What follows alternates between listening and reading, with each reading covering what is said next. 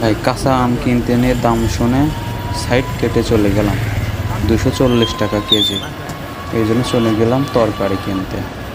তো তরকারির এখানে এসে দেখি তরকারির এক একটার এক এক দাম। সব ঠিক আছে, এক এক জায়গায় এক এক রকমের দাম একই তরকারি।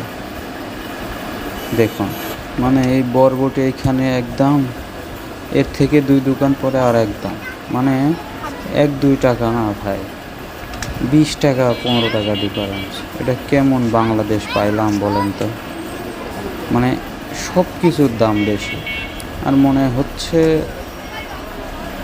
দাম বেশি যে হবে না, আসলে অনেক দোকান খোলা নেই, কয়েকটা দোকান আছে, এই জন্য দাম বেশি দিয়ে কিনতে হচ্ছে সব কিছু।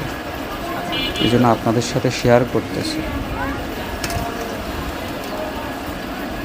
যে বাজার করতে আসছি।